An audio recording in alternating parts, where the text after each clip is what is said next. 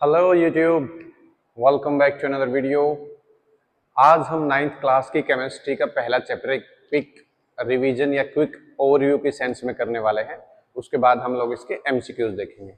तो चैप्टर का क्या नाम है? Matters in our surrounding. Surrounding के अंदर हमारे क्या क्या मैटर्स होते हैं। तो सबसे पहले हम लोग मैटर्स को पढ़ेंगे। मतलब मैटर क्या होता है? मैटर क्या होता है? ग्रुप ऑफ पार्टिकल्स, पार्टिकल से मिलके बना है, ठीक है, जिसका कोई ना कोई मास होता है और कोई ना कोई स्पेस ऑक्यूपाई करता है। मतलब कोई ना कोई जगह घेरता है, थोड़ी बहुत जगह जो घेरे, और जिसका कोई मास हो और वो पार्टिकल से मिलके बना होता है, उसको बोला जाता है मैटर। ठीक है, सारी की सारी चीजें जो जैसे मार्कर है, बोर्ड है, फैन है, टेबल है, फोन है, मान लो हम खुद हैं, सब के सब क्या है? मैटर से मिलके बने हैं। वो अलग अलग टाइप हो सकती है मैटर की। कोई लिविंग बीइंग हो सकता है, छोटे छोटे पार्टिकल बॉडी के अंदर भी होते हैं ना, जिसके सबसे स्मॉलेस्ट यूनिट को बोला गया है सेल बोला गया है। जैसे कोई पार्टिकल है, कोई जैसे बोर्ड है, पेन है, मार्कर, कोई ऐसी टाइप बताई गई है, तो उसके छोटे छोटे जो टाइप होंगे वो क्या होंगे? एटम से मिलके बना होगा। तो एटम के भी पार्टिकल्स होते हैं, जैसे इलेक्ट्रॉन होते हैं, प्रोटॉन होते हैं, न्यूट्रॉन। आगे की क्लासेस में देखेंगे। ठीक है, अब देखो, जो काम की बात है ये है कि पार्टिकल्स की प्रॉपर्टी पूछेगा। मतलब पार्टिकल्स के अंदर जो प्रॉपर्टी बनेंगे वो क्या क्या बनेंगे, इसी में देख लेते हैं। पार्टिकल्स क्या होते हैं? उनके बीच में कोई ना कोई स्पेस होता है, मतलब गैप होता है थोड़ा बहुत। वो क्या होते हैं? टाइनी पार्टिकल्स होते हैं, मतलब साइज बिल्कुल छोटा होता है। दूसरी बात, उनके बीच में फोर्स ऑफ अट्रैक्शन होता है और स्पेस होता है। इस वजह से वो क्या करते हैं? ट्रेवल करते हैं, मूव करते हैं। दोनों एक ही बात है, मतलब उनके अंदर मूवमेंट होती है। ठीक है, जो टाइनी पार्टिकल, देखो एमसीक्यू में क्वेश्चन यहाँ से आता है, जो मैटर के जो पार्टिकल्स होते हैं उनका जो साइज होता है उसको किस में नापा जाता है? नैनोमीटर में। नैनोमीटर, नैनोमीटर का मतलब क्या होता है? 10⁻⁹ मीटर। यहाँ से क्वेश्चन आता है। ठीक है, पार्टिकल की मैंने मूवमेंट की बात करी, तो यहाँ से जो एक मेन जो क्वेश्चन बनता है वो ये आता है, ब्राउनियन मोशन। ब्राउनियन मोशन, एक साइंटिस्ट था कोई ब्राउन नाम का, उसी के नाम पे रखा गया है ब्राउनियन मोशन। ब्राउनियन मोशन मतलब जो पार्टिकल्स की मूवमेंट होती है, अगर वो जिग जैग पैटर्न क्या होता है? ऐसा होता है कि नहीं होता? अगर पार्टिकल्स की मूवमेंट जिग जैग पैटर्न के अंदर हो तो उसको क्या कहेंगे?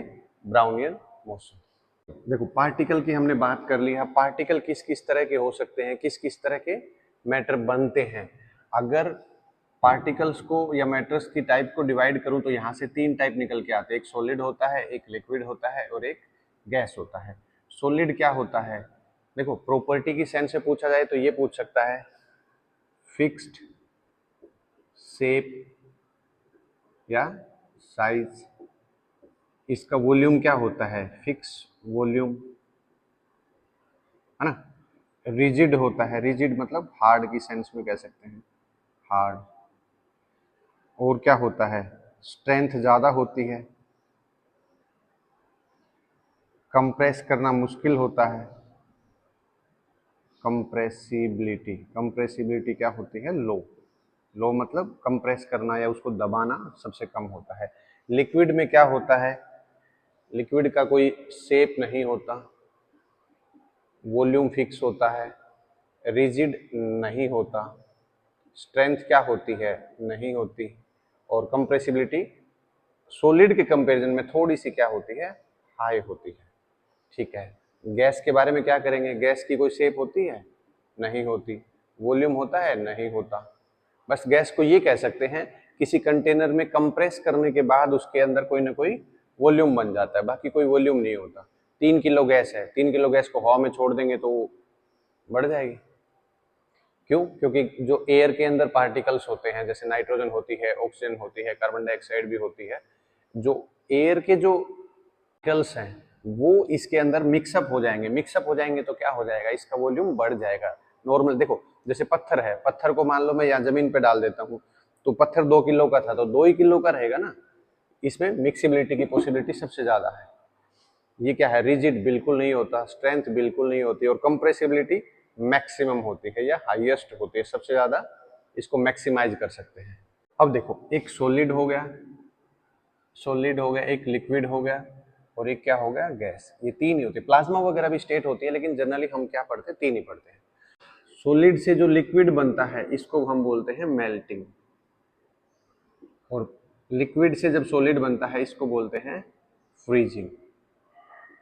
अब देखो, लिक्विड है, लिक्विड से जो गैस बनता है इसको बोलते हैं बॉइलिंग बोलो चाहे वेपोराइजेशन बोलो, वेपर्स की फॉर्म में। वेपर्स क्या होते हैं, वेपर्स गैसियस की फॉर्म होती है, छोटे छोटे वेपर, बिल्कुल छोटे छोटे। और अगर गैस से लिक्विड बनता है तो इसको बोलते हैं कंडेंसेशन। तो देखो क्वेश्चन कैसे पूछा जाएगा कि गैस से लिक्विड बनने के प्रोसेस को क्या कहते हैं, name the process in which gaseous state particles are converted into liquid state. Process का नाम हो जाएगा कंडेंसेशन। सॉलिड से लिक्विड बनना तो क्या हो जाएगा, मेल्टिंग। और जिस पॉइंट के ऊपर ये प्रोसेस स्टार्ट होता है उस पॉइंट को हम नाम लिख देंगे melting point, boiling point, freezing point, ऐसे पॉइंट लिख देंगे। ठीक है। अब देखो, एक जो सबसे सुपर इंपोर्टेंट जो टर्म है वो इसमें पूछी जाती है, वो होती है सब्लिमेशन। सब्लिमेशन क्या हो जाएगा, अगर जैसे जनरल में क्या होता है, सॉलिड से कोई चीज लिक्विड बनती है, लिक्विड से क्या बनती है, गैस बनती है। अगर मैं ये कह दूं सॉलिड से डायरेक्ट कोई चीज गैस बन रही है, मतलब बीच में एक स्टेट नहीं आ रही है, डायरेक्ट पहली स्टेट से तीसरी स्टेट में कन्वर्ट हो रही है, इस प्रोसेस का नाम क्या होता है, सब्लिमेशन। नेप्थलीन जो बॉल्स होती हैं, कपूर की गोलियां, सुना हो कपूर की गोली। कपूर की गोली क्या होती है, जैसे एक एग्जांपल पहले वाली वीडियो में दिया था, ओडोनिल जो होता है, ओडोनिल वॉशरूम वगैरह के अंदर हम रखते हैं स्मेल को, फ्रेग्रेंस को अच्छा बनाने के लिए। उसमें क्या यूज होता है, सॉलिड सब्सटेंस होते हैं और वो एयर के साथ क्या हो जाते हैं, मिक्सअप होके मतलब वेपर्स बन जाते हैं या गैस बन जाती है। तो इस प्रोसेस का क्या नाम है, सबसे ज्यादा क्वेश्चन यहाँ से पूछे जाएंगे सब्लिमेशन से, कोई एग्जाम्पल देके। जो नेक्स्ट टर्म होती है वो होता है डिफ्यूजन। डिफ्यूजन क्या होता है, टूटना एक तरह से। मतलब क्या होता है, कोई भी सब्सटेंस या कोई भी मैटर टूट के ब्रेक डाउन होके और वो दूसरे जिस भी कंटेनर के अंदर रखा है, जिस भी एनवायरनमेंट के अंदर रखा है, उन सब पार्टिकल के अंदर मिक्सअप हो जाना। जैसे एक एग्जांपल लेते हैं, जैसे हम एक रूम के अंदर बंद है, रूम के अंदर क्या है, नॉर्मल एटमॉस्फेयर की एयर है ना। तो अगर इस रूम के अंदर हम कोई अगरबत्ती जलाते हैं तो अगरबत्ती की जो फ्रेग्रेंस होती है, जो महक होती है, वो सारे रूम के अंदर फैल जाएगी। तो अगरबत्ती के जो पार्टिकल हैं वो एयर के साथ मिक्सअप हो रहे हैं कि नहीं हो रहे, इसी को क्या कहते हैं, डिफ्यूजन कहते हैं। तो डिफ्यूजन को तीन तरह से देखेंगे, diffusion in solid, diffusion in liquid, diffusion in gases. ये क्या होता है, ऐसे पूछ लेगा एमसीक्यू में या कंपटीशन एग्जाम में कि डिफ्यूजन सबसे तेज किस में होता है, सॉलिड, लिक्विड, गैस में। तो हम अगर इंक्रीजिंग ऑर्डर की बात करेंगे तो क्या करेंगे, सबसे कम सॉलिड में, सबसे मतलब सॉलिड के बाद लिक्विड में, और सबसे ज़्यादा मैक्सिमम किस में होता है, गैसेस में होता है। क्योंकि पार्टिकल दूर दूर होते हैं गैस में, तो पार्टिकल दूर होते हैं तो मिक्सअप होना बहुत आसान होता है। सॉलिड का एग्जाम्पल, जैसे मान लो मैंने बोर्ड पे लिखा है, कुछ टाइम तक नहीं मिटाऊंगा इसको, तो थोड़ी देर के बाद ये क्या हो जाएगा, एक दो दिन, 4 दिन, 5 दिन में धुंधला शुरू हो जाएगा। इसका मतलब व्हाइट बोर्ड व्हाइट है और इसके ऊपर मैंने इंक से लिखा है, तो इसको मिक्सअप होने में, व्हाइट जैसा होने में काफी टाइम लग जाएगा, हो सकता है 10-15 दिन, महीना भी लग जाए, है ना। लिक्विड क्या होता है, जैसे पानी के अंदर क्या मिलाएं, पानी के अंदर शरबत मिलाते हैं ना, शरबत मिलाएंगे तो इसके रेस्पेक्ट में इसमें जल्दी घुलेगा कि नहीं घुलेगा। और गैस में क्या होता है, जैसे मैंने बताया डिओड्रेंट वाला एग्जाम्पल, अगरबत्ती वाला, है ना। एक सबसे जो सुपर डुपर पूछा जाता है वो ये पूछा जाता है, जो खाना बन रहा होता है घरों के अंदर, खाने की स्मेल दूर से पता लग जाती है, फ्रेग्रेंस पता, फ्रेग्रेंस तो क्या, टेस्ट ही बताएंगे, उसको बताएंगे स्मेल ऑफ कुकिंग फूड, वो दूर तक फैल जाती है, वो किसका एग्जाम्पल है, ऐसे पूछा जाएगा। तो वो किसका एग्जाम्पल है, डिफ्यूजन इन गैसेज का एग्जाम्पल है। तो डिफ्यूजन में तो जनरली यही क्वेश्चन आते हैं। एक ये क्वेश्चन भी कभी कभी पूछ लिया जाता है कि टेम्परेचर की ऐसा यूनिट क्या होती है, टेम्परेचर की ऐसा यूनिट होती है, वो क्या होता है, केल्विन होता है, जिसको कैपिटल के से डिनोट करा जाता है। तो केल्विन से सेल्सियस में कन्वर्ट करना या सेल्सियस से केल्विन में कन्वर्ट करना, ये तो हो गए छोटी क्लासेस के हिसाब से। अगर बड़ी क्लासेस के हिसाब से जाओगे तो एक टर्म और आती है, फारेनहाइट बोलते हैं, फारेनहाइट। एफ से डिनोट कराया जाता है। देखो एक चीज और बताता हूँ, कभी कभी डायरेक्ट क्वेश्चन ऐसे आते हैं, कन्वर्ट, देखो क्वेश्चन का लेवल देखना एक बार, convert the room temperature into kelvin. तो केल्विन में कन्वर्ट करना है, किसको करना है, रूम टेम्परेचर को।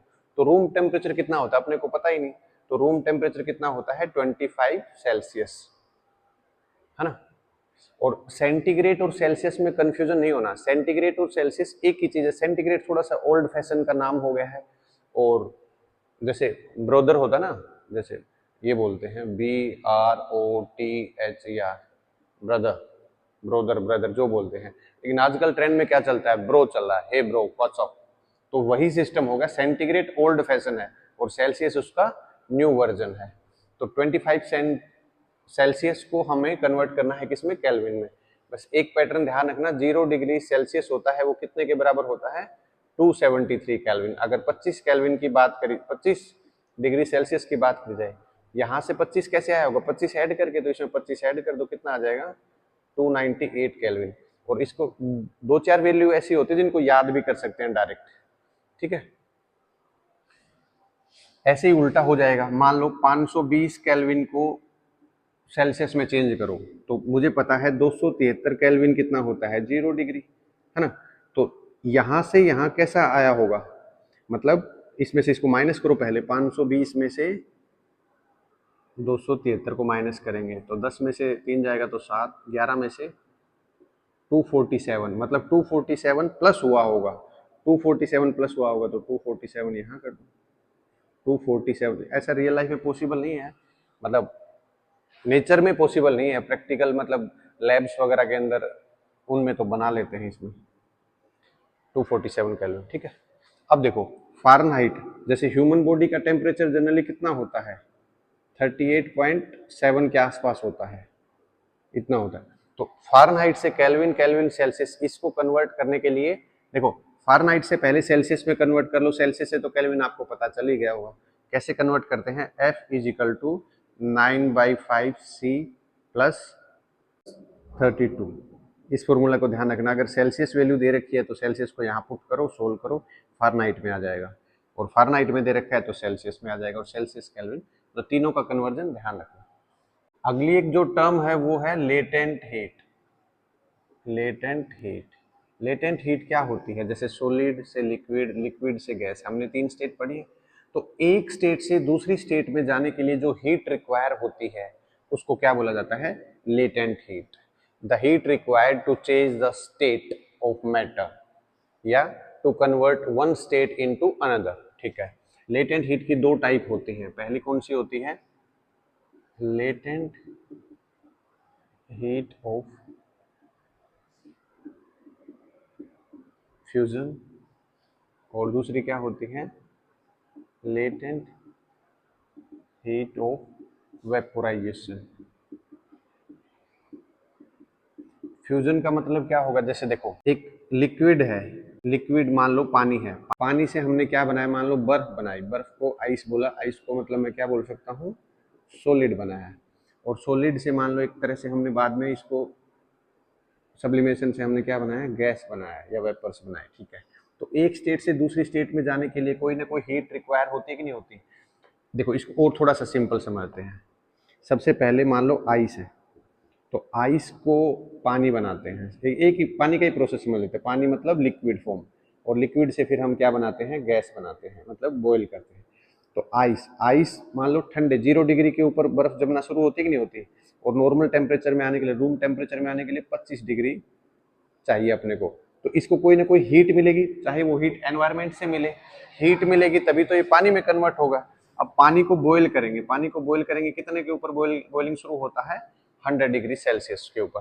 तो ये जो हीट दी जाती है ये इस स्टेट को, पानी वाली स्टेट को गैसेस स्टेट में कन्वर्ट कर देती है। तो जो हीट दी जाती है उस हीट को क्या बोलते हैं, लेटेंट हीट। अब देखो जो सबसे ज्यादा बार रिपीटेड क्वेश्चंस आते हैं फिक्स वैल्यू के ऊपर, वो क्या आते हैं, latent heat of fusion of ice. Ice को कैसे कन्वर्ट करा जाता है पानी के अंदर, उसको जो हीट की रिक्वायरमेंट होती है ये होती है 3.36 इंटू 10⁵ जूल्स पर किलोग्राम। और latent heat of vaporisation of water कितना होता है, 2.26 इंटू 10⁻⁶ 6 जूल्स पर किलो, या इसको अगर वैल्यू बराबर करनी है तो लिख सकते हैं 22.6 इंटू 10⁵ ठीक है। ये वैल्यू बिल्कुल डिट्टो याद रखना, पेपर में ऐसी आती है। हाँ, ये हो सकता है जैसे इसको ये लिख दूं 3.36 इंटू 10⁴ आ जाए ऑप्शन में, देखो इसी को सिंप्लीफाई करके लिख दिया। जो वैल्यू मिलेंगी वो ये मिलेंगी 3.36 इंटू 10⁶ कुछ ऐसा। मतलब डेटा तो सेम मिल सकता है लेकिन पावर्स के अंदर कोई डिफरेंस हो सकता है, ध्यान रखना। जो लास्ट टर्म है वो है वेपोराइजेशन।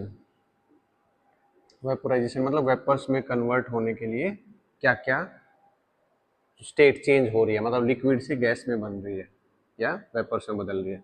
तो सबसे ज्यादा पूछे जाने वाली जो चीज है इसके अंदर है फैक्टर्स। फैक्टर्स में क्या क्या आता है? पहले नंबर पे आता है टेम्परेचर। देखो मैं बताऊंगा कैसे क्वेश्चन आते हैं। टेम्परेचर बस ये याद रखो, टेम्परेचर आता है, एक आता है विंड स्पीड, एक आता है ह्यूमिडिटी, और एक आता है सरफेस एरिया। देखो इन सारे के सारे क्वेश्चंस को कैसे पूछेगा, मतलब अगर वेपोरेशन का प्रोसेस बढ़ाना है तो टेम्परेचर को कम करूं कि ज्यादा करूं, मतलब ये कैसे रिलेटेड है इससे, ये पूछेगा। इन सारे के सारी टाइप को करने के लिए एक सबसे सिंपल एग्जांपल हम लेते हैं, कपड़े सुखाने वाला। कपड़े सुखाने वाला मतलब ओपन में सुखाएंगे हम, वॉशिंग मशीन में नहीं सुखाएंगे। सुखाने वाला, कपड़े कैसे सूखते हैं, ठीक है। कपड़े धोए, कपड़े धोने के बाद अगर बाहर टेम्परेचर ज्यादा है, मतलब गर्मी का मौसम है, तो इसका मतलब वेपोराइजेशन, मतलब कपड़े जल्दी सूखेंगे कि नहीं सूखेंगे। इसका मतलब मैं ये कह सकता हूँ जो टेम्परेचर है वो डायरेक्टली प्रोपोर्शनल होता है वेपोराइजेशन के। जो विंड स्पीड है, अगर हवा तेज चलेगी तो ये भी डायरेक्टली प्रोपोर्शनल, हवा तेज चलेगी तो कपड़े जल्दी सूख जाएंगे। ह्यूमिडिटी, अगर जैसे एट प्रेजेंट टाइम है, इसके अंदर क्या होता है, ह्यूमस ज्यादा होती है, ह्यूमस मतलब नमी ज्यादा होती है, तो एटमॉस्फेयर के अंदर नमी है तो कपड़े तो सूखेंगे ही नहीं, तो इसका मतलब ये क्या हो जाएगा, इनवर्सली प्रोपोर्शनल हो जाएगा वेपोराइजेशन, या 1/, इनवर्सली प्रोपोर्शनल। सरफेस एरिया, अगर ज्यादा एरिया के अंदर कपड़े को फैला के सुखाएंगे तो ये क्या हो जाएगा, डायरेक्टली प्रोपोर्शनल, जल्दी सूख जाएगा। तो आज की वीडियो में चैप्टर 1 को हमने एक ओवरव्यू के सेंस में देखा है, तो आई होप आप लोगों को कंटेंट ठीक लगा होगा। तो साथ साथ अपने नोट्स भी फॉर्म करते रहा करो, क्योंकि कॉन्सेप्चुअल जो क्वेश्चंस आते हैं वो इन्हीं में से पूछे जाते हैं। आप ये उम्मीद मत करो डायरेक्ट टेम्परेचर कैसे रिलेट करता है, टेम्परेचर कितना होता है। जो स्टैटिक वैल्यू होती है, जैसे पानी का बॉइलिंग पॉइंट कितना होता है 100 डिग्री, सबको पता है बच्चे बच्चे को। तो अब ये ऐसे क्वेश्चंस की उम्मीद मत करो, कॉन्सेप्चुअल क्वेश्चन आते हैं, कौन किससे रिलेटेड है, कौन किसको बढ़ाएं किसको घटाएं, तो क्या होगा। तो आज की वीडियो में इतना ही, नेक्स्ट वीडियो के लिए वेट करें। एक एमसीक्यू की क्वेश्चंस की वीडियो इस टॉपिक के ऊपर, मैटर इन सराउंडिंग या मैटर इन आवर सराउंडिंग, इसके ऊपर एक एमसीक्यू की क्वेश्चंस की वीडियो आने वाली है। बहुत ही शानदार वीडियो होंगे और बहुत इंपॉर्टेंट क्वेश्चंस कराएंगे जो आपके डायरेक्ट एग्जाम में डिट्टो पूछे जाएंगे। तो आज के लिए इतना ही, थैंक यू।